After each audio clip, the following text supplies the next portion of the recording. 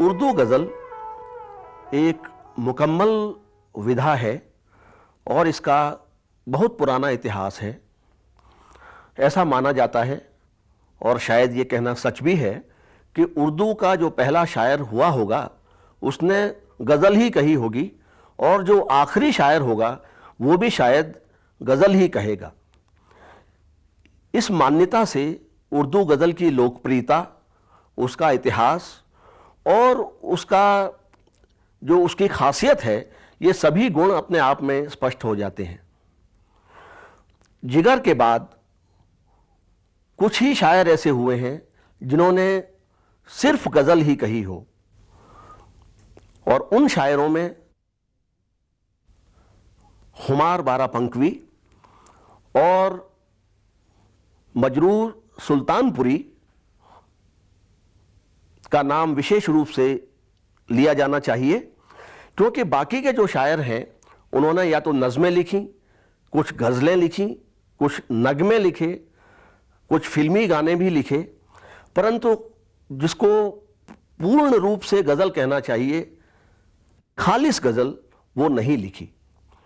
پر غزل کا جادو آج بھی برقرار ہے، اور خمار بارہ پنکھوی ان شاعروں میں وشیش روپ سے شمار کیے جاتے ہیں جنہوں نے غزل کا دامن جو ایک بار پکڑا تو اسے ابھی تک نہیں چھوڑا ہے، اور سوا غزل کے انہوں نے اور کچھ بھی نہیں لکھا ہے۔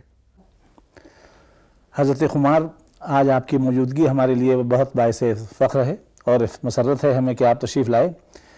آپ جس سرزمین سے تعلق رکھتے ہیں اس کو اودھ کہا جاتا ہے، اور بارہ بنکی اس کا ایک چھوٹا سا حصہ ہے۔ وہ پورا علاقہ شعراء اور ادیبوں کے لیے ایک زرخیز علاقہ مانا جاتا ہے۔ مجھے یقین ہے کہ آپ کے بھی کا تعلق اور آپ کے خاندان کا تعلق یقیناً کچھ شعراء سے، کچھ ادیبوں سے رہا ہوگا۔ آپ نے اپنی شاعری کا دور کب سے شروع کیا؟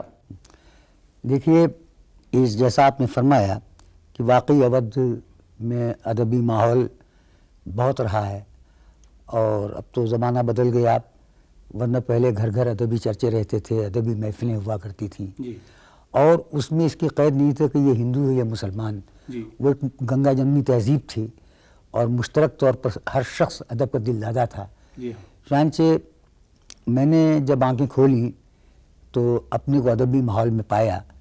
میں جب کالج میں پہنچا، یہ غالباً میری پیدائش 15 ستمبر 1919 کی ہے، میں کالج میں پہنچا ہوں غالباً 34-35 میں۔ کالج پہنچا جب تو مجھے آزادی ملی اور کھلی فضا ملی، گھر کی پابندیاں ختم ہوئیں، برصورت ایک بڑے خوشگوار حادثے کا شکار ہوا میں۔ اس کے بعد شعر کہنا شروع کیا میں نے، اور شروع میں اپنے تایا مرحوم سے، جن کا تخلص قرار بارہ بنکوی تھا، ان سے اصلاح لی میں نے۔ لیکن تھوڑے دنوں میں میں نے دیکھا کہ میرے مزاج میں ان کے مزاج میں بڑا فرق ہے۔ وہ میرے شعر کو کاٹ کے اپنے رنگ میں کر دیا کرتے تھے، تو وہ مجھے پسند نہیں آیا کہ میری اوریجنلٹی جو ہے، انفرادی جو ہے، وہ ختم ہو جائے گی۔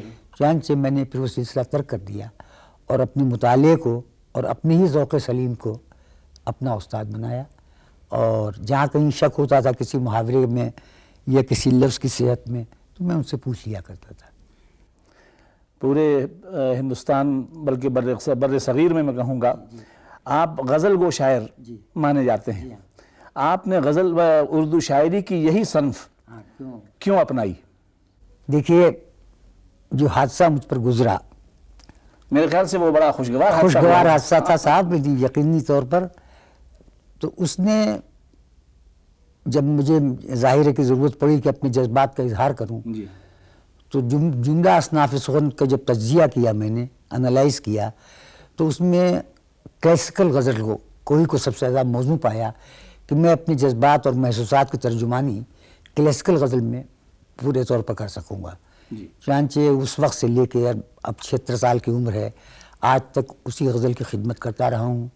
لوگوں نے بہت سراہا، نہ کہ یہاں بلکہ یورپ، امریکہ، کینیڈا، عرب کنٹریز، سب جگہ پر، اور آج تک اس کے غزل کے خلاف بہت آوازیں بلند کی گئیں، بڑی تحریکیں چلیں، کہ غزل کی مخالفت کی گئی، لیکن غزل کا ایسا جادو ہے، اگر صحیح غزل ہے وہ، یہ شرط ہے کہ اس جادو کو کوئی مٹا نہیں سکا۔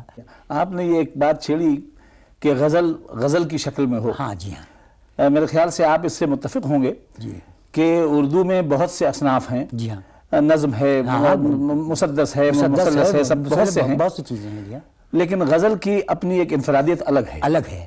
کچھ دنوں سے ہاں جی ہاں، غزل میں بھی اقتصادی، سیاسی بہت سے معاملات آتے ہیں اور لوگ ردیف و قافیوں کو ترتیب دے کر اس کو غزل میں لے آتے ہیں۔ میں سمجھتا ہوں غزل کی یہ فطرت نہیں ہے۔ نہیں، وہ غزل اسے کبھی قبول ہی نہیں کر سکتی۔ غزل میں سب کچھ کہا جا سکتا ہے محترم، لیکن اس شان سے کہا جائے، اس سلیقے سے کہا جائے کہ غزل کی روح اور غزل کا مزاج مجروح نہ ہو، بے شک بے شک، ورنہ سب کچھ کہا جا سکتا ہے۔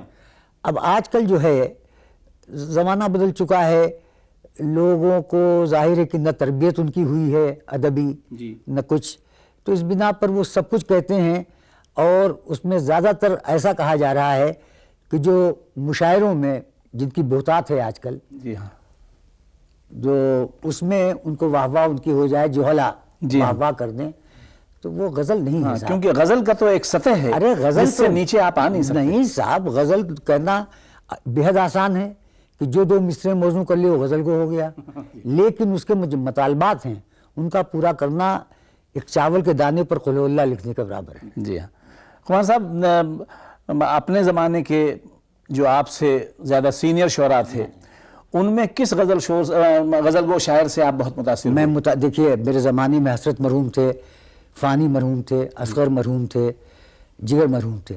میں سب سے زیادہ جگر صاحب سے متاثر ہوا۔ جی ہاں، یہی میرا اندازہ تھا۔ اس کی وجہ کیا ہے کہ میرے تایا مرحوم جو تھے وہ خود بھی ایک رند مشرب انسان تھے، تو جگر صاحب جب بارہ بنکی آتے تھے تو کئی دن تک ٹھہرتے تھے میرے ہاں۔ اب وہ سرمستی کا زمانہ تھا ان کی، بس وہ مستی میں اپنے شعر پڑھا کرتے تھے، تنہائی میں بھی میں ان کے سامنے ظاہر زبان کیا کھولتا، لیکن بیٹھ کے سنا کرتا تھا ان کو اور متاثر ہوا کرتا تھا، اور یہی تمنا کرتا تھا کہ کاش کہ ایک شعر ایسا میں بھی کہہ سکوں۔ چنانچہ جب میں میدان میں آیا اور پہلی بار جگر صاحب نے سنا تو بڑی ہمت افزائی کی میری، بے حد ہمت افزائی کی، اور پھر تمام اساتذہ نے، یہ کچھ میری خوش نصیبی تھی، حالانکہ آج تک ایک شعر نہیں کہہ سکا میں، کہ سب نے مجھے سراہا اور نوازا۔ میری خوش قسمتی ہے کہ میرے پڑوس میں جگر صاحب مہینوں رہے۔ ان کے دو بڑے عزیز دوست تھے، دونوں کے نام اصغر رونوی، اور مین پوری میں اصغر ایک وکیل صاحب تھے، مختار صاحب تھے۔ تو مجھے ان کو سننے، ان کو دیکھنے، دن رات اٹھنے سب کا موقع ملا۔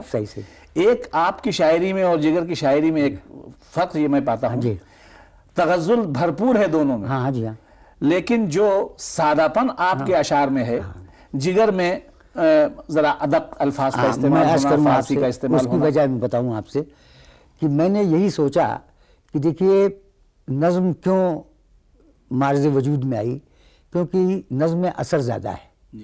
مجھے بچپن میں، آپ کو بھی شاید یاد ہو، کہ پہاڑے تک کی نظم میں پڑھائے جاتے تھے کیونکہ وہ جلدی یاد ہو جاتے تھے، سمجھا آپ؟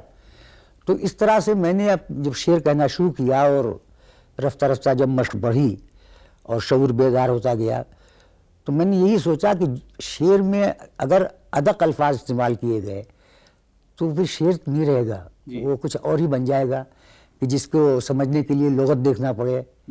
لہٰذا میں نے کوشش یہی کی ہمیشہ کہ سادہ زبان اختیار کروں اور سادگی سے اپنا معاف ضمیر بیان کروں، لیکن وہ سادگی، ایک تو سادگی یہ بھی ہے کہ رب کا شکر ادا کر بھائی جس نے پیاری گائے بنائی، مگر یہ نہیں ہے کچھ، سادگی کے ساتھ ساتھ گہرائی بھی ہونا چاہیے، تغزل ہو، تغزل اور گہرائی، جی ہاں، یہ تہذاری جسے کہیے، تب تو وہ شعر ہوگا، ورنہ پھر وہ خفا ہیں تو کوئی بات نہیں، وہ خفا ہیں، وہ خفا ہیں تو کوئی بات نہیں، عشق محتاج